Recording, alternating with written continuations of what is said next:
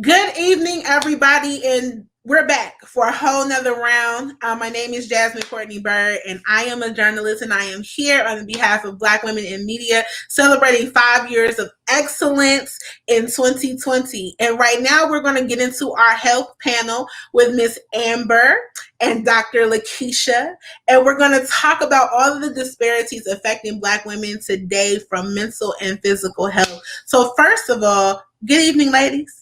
Hello. Hello. How are you? I am absolutely blessed. I am blessed and grateful. So, Miss Amber, we're going to talk to you first, and I'm going to kind of like do it like that so that we bounce, so we get everybody and we hear everybody so clearly. So, my first question to you, as a licensed professional counselor, how important is self-care? Oh my gosh. I mean, this is a huge one. And I think that so many people overlook self-care, right? I feel like self-care right now is almost like a buzzword. People hear like self-care, self-care, self-care, and they think spa days and manicures and brunches and things like that, which is awesome. That can totally be a part of self-care, but it's really, truly deeper than that, right? As being a woman, period, anybody as a human, we take on a lot on top of 2020 that has been, just crazy for all of us. And so when you talk about self-care, it's important. Something that I posted today on my social media account is it's important for you to take your mental health days, even though you are working from home. And that is true. And one of the comments that I got, which I think shed some light to it, she said, how can I take off 2 weeks in advance if I don't know that I need a day of self-care? And I'm like, you schedule it. You can schedule it, or you can wake up and say, hey, I'm not doing it today. I'm not in the place that I need to be. I need to refill my cup. And I know that's something that a lot of people talk about, a lot of people say, but I'm a huge proponent of that. You always have to fill your cup, and then everybody else gets the overflow, because you can't give on an empty cup. A car can't drive on E. So you have to fill your tank up before you're able to be your best self in whatever it is that you're doing. If you're being a mom, you're running your business, you are an employee, whatever it is that you're doing, you can't be your best self until you are full again. So self-care is super important. And even if it is, maybe it's just you sitting at the house and looking at the walls, I don't feel like talking today. That's okay. Like that, it's okay. I used to feel bad, like when my mom called me and I didn't feel like talking, right? But I almost was like, if I don't answer, what if something happens? Or, I feel obligated to talk to her. And that's a whole nother topic to talk about, obligations and things like that. But I would, when I had those days, I would just text her and say, hey, Mom, I'm alive, but I just need some me time today. And she would text back and say, okay, I understand. Because if not, you can tell when you're off. You know when you're like not feeling it. You could be super tired, just lethargic, or like it's something just not right. Those are key signs when you know it's time for you to refill, and then for you to be proactive. Like, it could be on Sundays. From 2 to 4 is my time. And whatever that is, I'm going to sit on the back porch and look at the leaves fall off the trees, or I'm going to binge watch all my shows from today, or I am going to read a book that I need to catch up on. Oh my God, I'm not even going to talk about how many books I'm behind on, right? Like I want to read. I just keep buying them from Amazon. Right. But I hadn't had a chance to read them. They're just piling up. So now I make that a thing. On Sundays, I'm taking an hour and like just chilling and reading for an hour. And then I'll come back, So anyway, that's a long answer, but self-care is super, super important for you to be your best self. Awesome. And Dr. Lakeisha, the same question for you. I think Amber is spot on with respect to making it a priority. I always tell patients of mine, do you often go and get a physical? Do you, if you're your pap smear or mammogram? So physical health or health from the neck down is just as important as health from the neck up. So we need to stop thinking about what's going on between the ears as mental illness and think about it as part of self-care, mental health, or all around wholeness, altruistic, holistic wellness.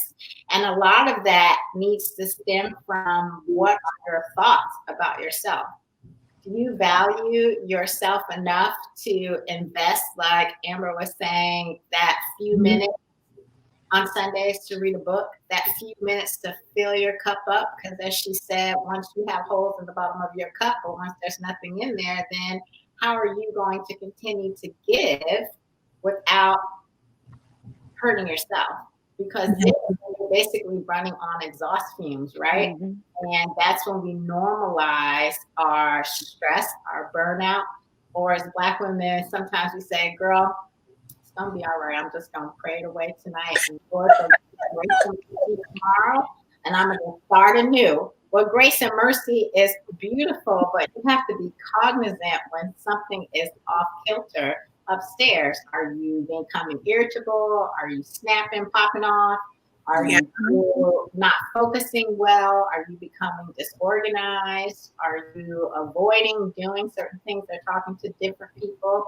Those are all signs that your stress and your burnout has now dipped into the clinical realm of depression. So self-care is super, super important. Sometimes the beauty of our resiliency as Black women is also the biggest downfall for us, because we're so strong, we keep going, put one foot in front of the other, and then eventually we don't trip up, we hit right into that brick wall. That is true. Which brings me to my next question. There are two words within, our community that we avoid. You can say that it's one of those things that you sweep under the rug. Oh, that person's okay. They're just a little off, but you keep sweeping it under the rug. And then when we see things in modern day times, like on social media, or whether it's the news, it could be on TV, it's still something that we shy away from. And those two words happen to be mental health. So how important is it, as women, to make sure that our mental health is actually healthy? Dr. Lakeisha, I'll start with you. So I think the number one way is communication. And I always look to people who are currently in what I deem to be, in air quotes, the spotlight, to just talk about their journey as opposed to talking about their present success. Because a lot of people don't recognize the resiliency and sometimes the mental stress that it took for a person to get to where they are. For example, Tyler Perry. I mean, look what he's done for Atlanta, but nobody remembers or thinks about the days when he went homeless, the days when he didn't have any money, which I'm sure where he suffered from feeling hopeless, feeling helpless, which are both signs of depression. Another example is Nina Simone. She has schizophrenia. She was a beautiful, beautiful artist, but she had a mental illness. So I think it's important for us to discuss how celebrities and people who we deem to be perfect, having it all, also too struggle with something, because it humanizes it and it takes away the stigma. For example, Michael Jordan, if y'all watched The Last Dance, when he talked about the loss of his father and how grieving went into depression. There's so many people I can name, and basically the gist of it is we just have to start talking as a community to destigmatize it so that we can get back to that. It takes a village. Because really, in addition to having a clinical therapist like Amber, all you just really need is that one good sister girl who will say, hey, are you okay? But in return, you have to be vulnerable enough to say, you know what? I ain't okay today. Today is a bad day, and here's why. And that's where the communication and the support starts. Okay. Same question for you, Amber. I love that. And I agree with that. I think 100% is the communication. And kind of to piggyback off what you were saying, a lot of times we, as Black women, because we take on so much, right? We are the head of the family. We think, and we've seen this generation after generation. We've seen our mother and our grandmother do these same things when we don't ask for help, right? and we let it pile on and pile on. When you know, I have to do the dishes, I have to clean up, I have to pay the bills, I have to, you know, I'm working out, I'm trying to be the best friend, the best daughter, the best, I'm trying to do all of these things. And then when someone comes to ask for help, or when we think, even though, you know, we're struggling, we won't ask for help, right? Because that comes off as a weakness. And that's something else, like you said, we have to destigmatize that when you ask for help, it's a weakness, because it's not. That's definitely something that is seen hugely in the Black community, you know, and that will take us down to rock bottom, where it is just, we're hit the wall, and it's like straight fatigue, and I can't even go anymore. But also something else to piggyback on what you said is talking about success. I think when we go for success, we think that we're supposed to keep going. And I see things on social media that talks about you can sleep when you die. You know, you if you want it, you grind for it, and you keep going. You grind all day, you grind all night. And I can speak from experience of it, right? I was like, you're right. I need to be up all the time. I was sleeping only maybe like 2-3 hours a day, trying to make the business go. And my health started failing, right? I started breaking out. I started to have stomach aches. Other things start happening physically, because I thought I'm supposed to grind. That's what success is, right? Once I get this money to purchase these material things to show everyone that, look what I did, I'm successful, you know, like, look at me. But I won't be able to enjoy all of it, because, you know, my health will be diminished, because I grind so hard for so long. That's not healthy. You know, you have to set those boundaries. And like you say, you have to ask for help. So even with my business, I was trying to wear all the hats in the business. I can do it. Until I got to a point where, actually, yeah, you can do it. You're awesome with it, but you need help, and go get help. That's when life started leveling out. Exactly. Yeah. So that brings me to another question. When you're talking about, you know, help, why do you think that it is so hard for us to ask for help or seek help? Why do you feel that Black women kind of sort of feel obligated to do it on our own? And you can start, Amber. So like I just said, I think it's generational. It's what we seen when we were growing up. We seen our grandmothers do it all. We seen our mothers do it all and not ask for help. But something else that we also seen was possibly our mothers complain about not receiving help, right? Or being regretful, or not regretful, being resentful because she had to do it all, right? But you internalize that, and you talk about it. You internalize it with yourself, or you might talk about it with your friends, but you really never asked for help. So how can you resent others that didn't help you? Because you teach people how to treat you, right? So let's just say, for example, you're in a relationship. You know, you're in a relationship, and the guy or whoever your partner is, you showing them, no, I got it. You know, I don't need help with the groceries. No, I got it. Or no, you don't have to worry about cleaning up. I got it. Don't worry about the laundry. I got it. Right. And this, okay, so your partner's like, okay, cool. Right. And this leads to marriage. Now you're like, wow, this dude or person won't even help me clean up around the house, and won't even help me get the groceries. Well, you know, this is what you taught them. Because now the other person, not necessarily at a fault to them, they have now learned your behavior, and, well, why should I help them? Because she's able to do it all herself, right? So those type things that kind of get us in the long run with relationships. That's what I'm saying. Self-care and being able to ask for help in these things, it doesn't only affect one area, it affects multiple areas in our lives, you know. And then we have those couples or our people come to therapy and like, what's wrong with them? We should get rid of them. And I'm like, let's dig into it a little bit deeper and talk about it, you know. So, Miss Natisha, I feel like she talked about some things that was, because you was like, yeah. Why you want to jump in on? You teach people how to treat you, and then 10 years later, you're looking at them like, why are you treating me this way? This is what you taught me. Same thing as an analogy of a child. You know, you don't say anything to a child when they're young and they're cursing. Oh, he's so cute. Look at him. He said the F word. And then he's 15 and he's cursing you out. And you're like, you know what I'm saying? So you have to be consistent with how you show people how to treat you. Yeah. And in terms of your question, it's just one of those things where generationally, we as Black women particularly wear the S on our chest. Like Alicia Keys says, that S on the chest, like Superwoman, I got this, don't worry about it, I'm going to do it, blah, blah, blah. Well, it's sort of in our genes. Historically, there's something called the Superwoman Complex that we kind of grew up with. Think about it from days of slavery when our men were in the plantation and the women were in the big house.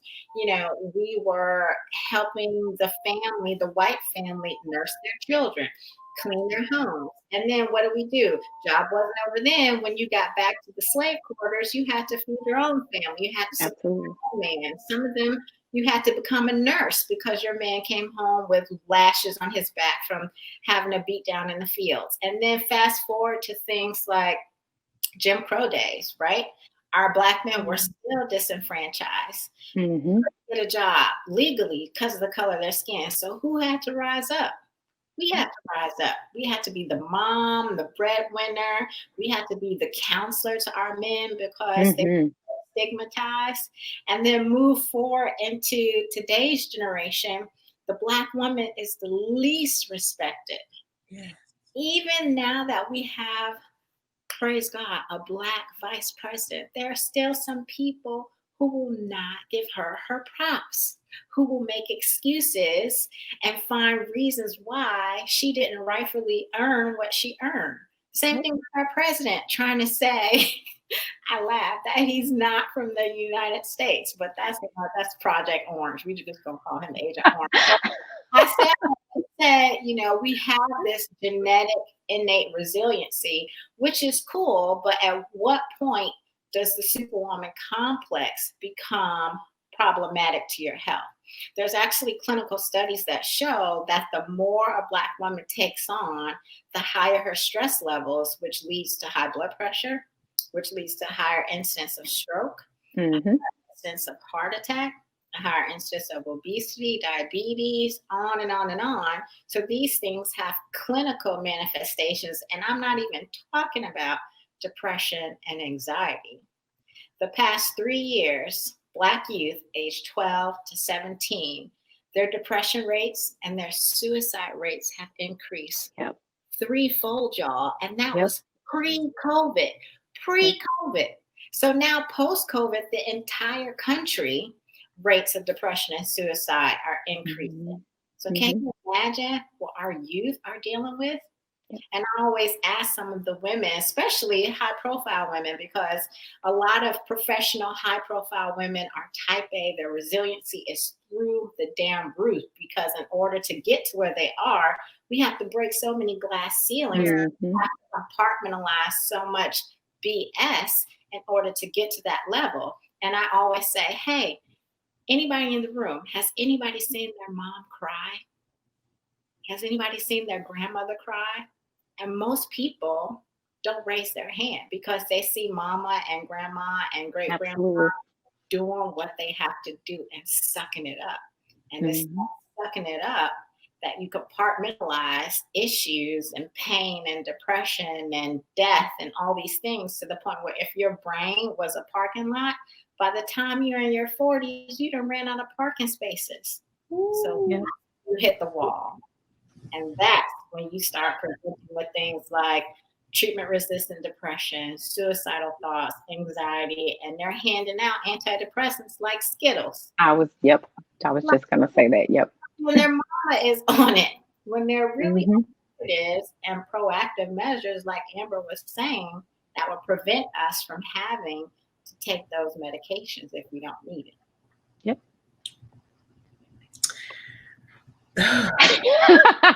She's like, oh, I just need to decompress from that. It's deep. No, I mean it's deep, but these are conversations that we do definitely have to have. So, this year has been a year. It's been a year, at least, in 2020. And the one thing that we've had to learn how to do is adjust and pivot in our, regular day-to-day lives as well as our careers. And the theme of Black women in media has been pivot. So I'm interested to know how you ladies have been able to pivot and adjust in such an interesting and different year this year. So Miss Lakeisha, you can start. Definitely. 2020 for me has been, it's been honestly a blessing in disguise, to be honest with you. My pivot actually started in 2018. And so 2019 and 2020 are just kind of an accumulation of what could be perceived as SHIT. I don't know if we can curse. Okay. It might be a family show. Sugar honey iced tea. Right. Basically, my story is I'm an anesthesiologist. I was in private practice. I was chilling, making good money, having a family, et cetera, et cetera. And one day, corporate America or managed care came into my hospital system and said, you know what? We're going to change to another group of anesthesiologists because we don't want to basically put patient care standards first. We want to put profits first. And so they basically fired 87 doctors, and I was one of them. Wow. 90% of my group were males whose spouses worked at home. And so because of a 2-year non-compete that said we could not work within the state in which we resided or the adjacent state, most of them moved. Well, for the women who were the 10%, it was like, all right, well, what are we supposed to do if our husbands can't leave or our kids are tied to the schools? So we started traveling. So 2 weeks out of every month, I left my child, I left my husband to practice anesthesia in different states. And my child started acting out. She just was not having it. And so I said, what am I supposed to do now? Unbeknownst to me, other colleagues were having the same. What am I supposed to do now? And 2 of my colleagues committed suicide. Wow. And so from that, I said, this is ridiculous. And I learned that a lot of people who are in high pressure positions suffer in silence from depression, whether you're an attorney, a physician, a therapist, a lawyer, a CEO, a business owner. You suck it up to get it done, to make that money, to grind out. And then before you know it, you're taking a permanent solution to what was a temporary situation. And so I opened up a clinic called Elevate MD Wellness Center that actually uses an anesthesia medicine, something that I was using every day for over 10 years. And it actually reverses suicidal thoughts and it decreases symptoms of depression by 80%. Wow. And that's in people who have failed oral antidepressants. So I said, well, why come everybody doesn't know about this? And the more I started talking about it, the more I realized nobody knew what I was talking about. And then I realized there were clinics all up and down the West Coast, all up and down the East Coast, nothing in the Southeast. So I said, okay, Lord, this is what you're calling me to do. And since then, I've kind of been an adversary and an advocate for particularly Black women, but all professionals who are afraid to talk about it because they're afraid of career suicide. You know, you don't want to talk about it because you're on the blank or because you're the C-suite or because you're this, you're that. Well, guess what? It's okay to not be okay sometimes. And just because you're talking about it, like Amber said, doesn't make you weak and actually makes you more of a leader because you're showing vulnerability to your staff that, hey, I'm strong enough to get help. If you have a problem, come talk to me and I'll get you help too. So I say all that to say, sometimes your biggest pile of manure, we'll call it, is actually your blessing. You just have to be comfortable with being uncomfortable for a while in order for your purpose to be revealed. Our problem is we want everything so fast. We're not willing to sit in the mess and figure out what the purpose of the mess is. Yeah. That's my mantra. I say, get comfortable being uncomfortable because sometimes God's purpose for you is in the rain that he brings. Because what comes from the rain? The rainbow. And the rain fertilizes what underneath the dirt? a seed. Okay. You got it in you. You just got to sometimes sit in the mess and then let whatever your purpose is grow. I love it. Amber, the same Yeah. question for you. So I was already kind of online, and doing things digitally. But everything obviously transitioned full time online and like being in my office full time. So making that pivot in my head, I thought it's kind of nothing, right? Before I was kind of going out the house and then come and do some stuff at home or whatever. And so in making that transition, I thought like, it's not going to be a big deal. Well, being in quarantine since what, March that we've been in quarantine, and like you said, the depression rates, the suicidal rates. So of course, not only my business as a therapist did it double, triple, which is, kind of good thing and a bad thing, right? It's great lucratively, but mentally, I was like, whoa, okay, let's take a step back, right? How can I restructure my life? So now, like setting parameters in what time I'm going to work, how many clients I would take. I even got my own therapist. I'm like, hey, because therapists need therapists. Hello. So I need to decompress too. This is a lot. 2020 has been a lot for everybody, not just, me. So I'm like, I got a therapist, and now I have more of a routine. I think that was the biggest transition for me, because I was used to going out, like I said, in the community, doing whatever I need to do, and then come back home. And just a change of scenery can do wonders, Yes, right? Just changing I think a lot of people also take that for granted. Like, right? You're so used to, because we had it, so we take it for granted. Now you're like, I do need to switch it up. So when I post things on social media and I talk about going for a walk, like literally go out the door and just walk. If it's around the neighborhood, if it's around your car a couple of times, like whatever it is, like to change things up for your own like mental well-being. So it was a pivot for me, as it had me to actually take some time to do some self-reflection, honestly, because I think I was more of a machine before, of kind of like, this is what I do here. This is what I wake up, I brush my teeth, I go, I do this, da, da, da. Now that I'm home and it's all like in my office, you wear the same sweatpants for 2 days in a row, and you're like, wait now, girl, hold on, hold on. Yes. We weren't doing this before. What are we doing now? What are we doing? Right? And so now start like, okay, let's do a purpose. So I honestly start counseling myself and listening to what my therapist was saying. Like, okay, what would I tell my client? Like, okay, we're going to wake up with purpose this morning. Even if you don't have anything to do on your list, you're still going to wake up with purpose.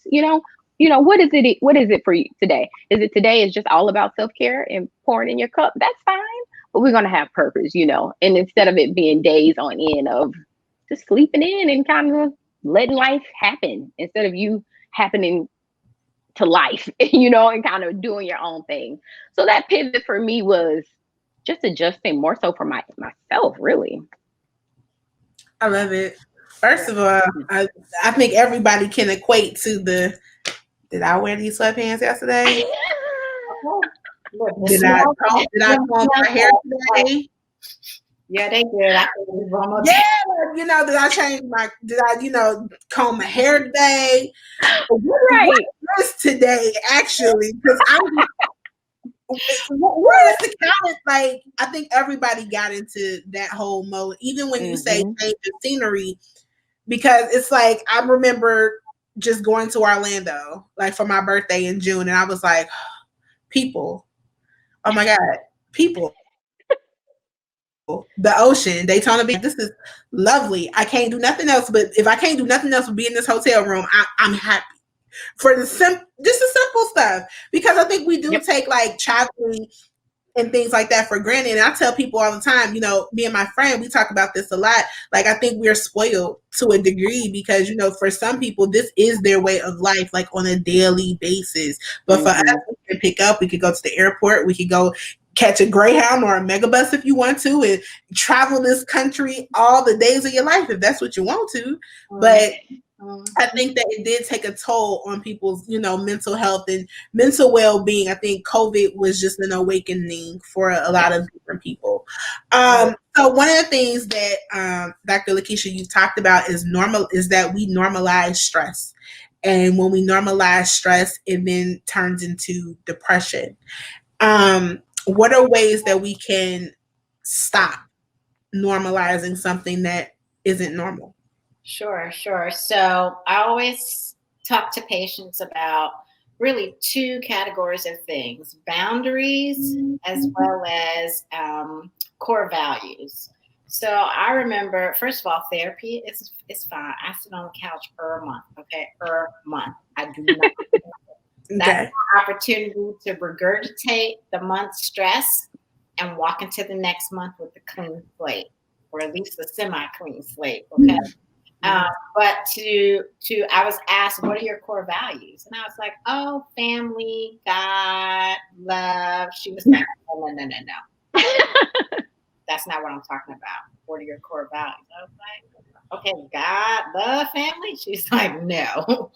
So I challenge people to figure out what are their core values. And then from the core values, you figure out, am I doing, or does this thing fall into my core values? Which helps you to prioritize. If it does not fall into your core values, then why are you stressing about it? And more importantly, why are you giving it enough time or any time at all? And then the third thing is, if it falls within your core values, what boundaries do you set? Do you say enough is enough, irrespective of who it is or what it is? I often ask Black women, where's your line in the sand? Your vice president, your president, your COO, your CFO, you're the owner. At what point do you say enough is enough? When does quality of life and the ability to enjoy the hard work and the accumulations of success that you have trump that next ring on the ladder? So you definitely have to just stop, retreat, slow down. What are my core values? Then from your core values, what does this one thing add or take away? If it adds to your core values, to your purpose, to your peace, awesome. If it does the opposite, like take away from your purpose, take away from your peace, what you doing? No, stop, deuces, gotta go. And then you put boundaries around it. My own mom has boundaries, okay? I love her, mommy, but she has boundaries too, And that part is communicating. You can't set boundaries in your head and then your boyfriend not know his boundaries, or your husband not know his boundaries. You have to communicate that. So it's a lot of introspective work, and it's a lot of self-challenging work, but you have to be willing to be true to yourself, because if you aren't, nobody else will. Absolutely. Miss Amber, same question. Both of us saying the same thing. I mean, basically everything that she already said. Only thing that I would add to it is changing, if you do have children or even in your family, changing the next generation, right? So teaching your children, right? Because it's easy for, let's say if you have a daughter or something and she's watching you take on all that stress and you just dealing with it.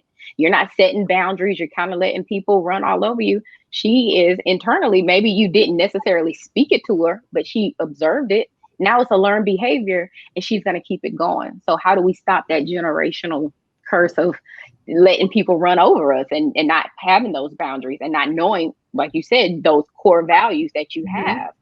So when you're doing that soul searching for yourself and you start implementing those things to yourself, we started teaching our loved ones those same things.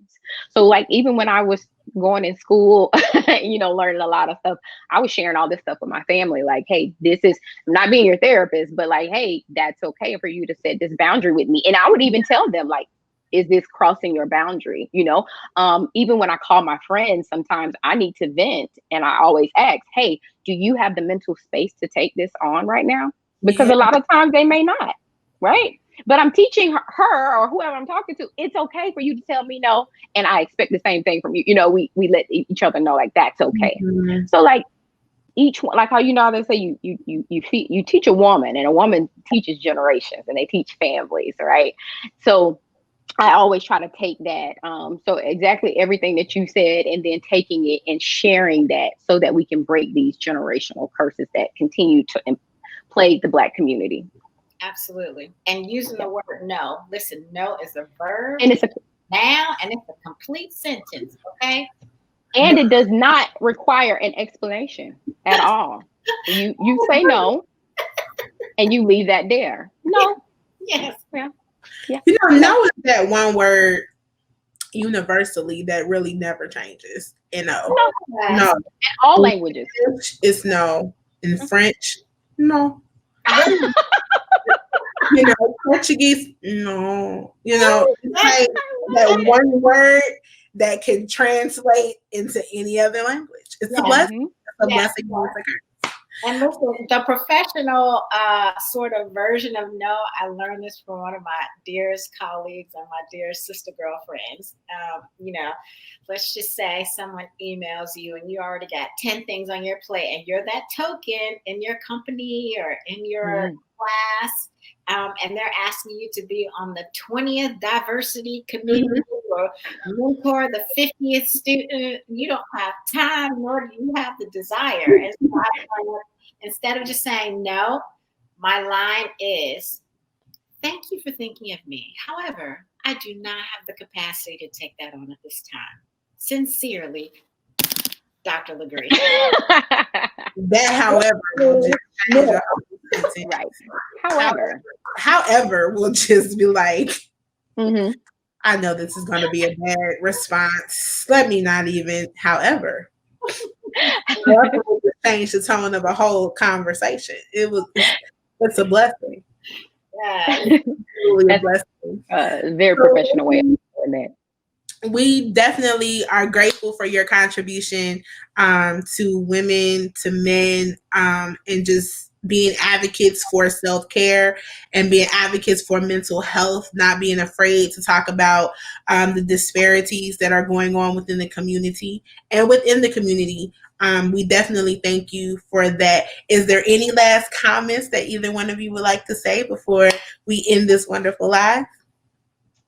Well, I think one thing that I always try to tell people is that a lot of people beat themselves up, right? Because they'll listen to some of the things we say, like, "Oh my God, I do that," I suck, or I'm a failure because of that, or things like that. One thing I always try to tell people: changing a behavior is huge, right? And it takes time, But the first step is awareness, and then once you can be, truthful with yourself and say, I do that, and that's something that needs to change. You can start there, and all you do is take one step at a time, and step by step, no matter how big or how small, each step gets you there. So if you only told somebody no one time yesterday, that's one time more than what you did the day before, and that's progress. So I always tell my patients that, like, I know I messed up. It's okay. We're all a work in progress.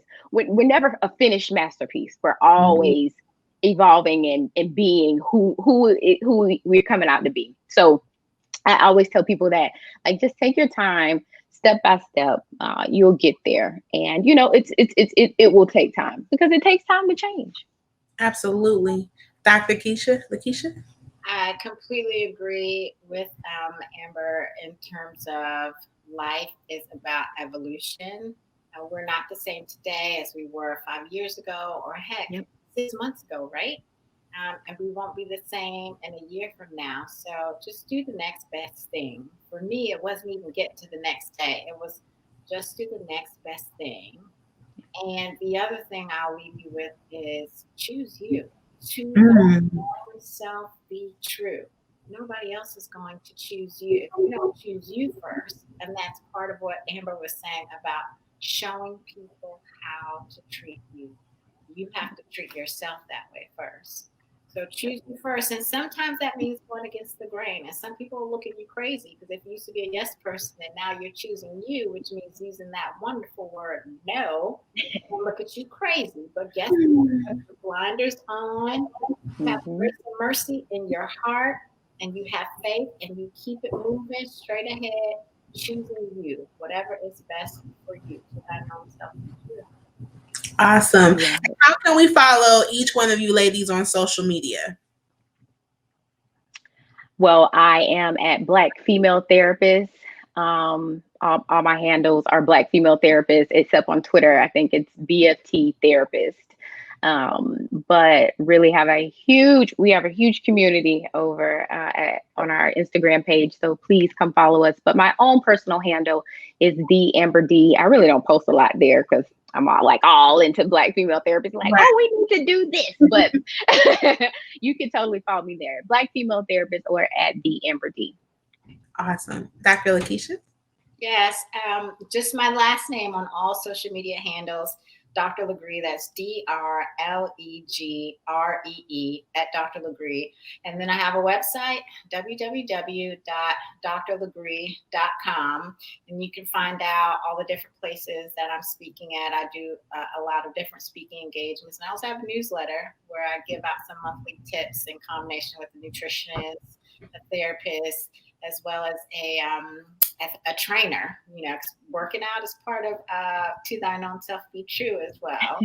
And if anyone's interested in learning more about alternative therapies for depression and mental illness, I'm actually holding a symposium in January on the 9th. Symposium. So you can head on over to my website to learn more about it and to register. And the best part is it's free.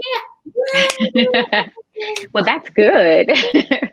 Well, we definitely appreciate you guys for talking to us on the panel for Black Women in Media, and we appreciate your contributions once again. Thank you so much for being amazing, and thank you so much for your tips of and not being afraid to discuss, you know, what we don't discuss in the community. So I definitely want to thank you for joining us this evening, and I wish you both the best. Merry Christmas, Happy New Year, Thanksgiving, Johnny, you know, whatever it is.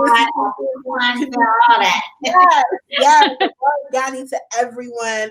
And we just thank you so much for joining us here in 2020 during the 5th year anniversary of Black Women in Media in celebration of greatness. So thank you so much for joining us. Thank you so Absolutely. much. Thank you for having us. Yeah. You're very welcome. Thank you. Thank you. Bye, ladies. Bye.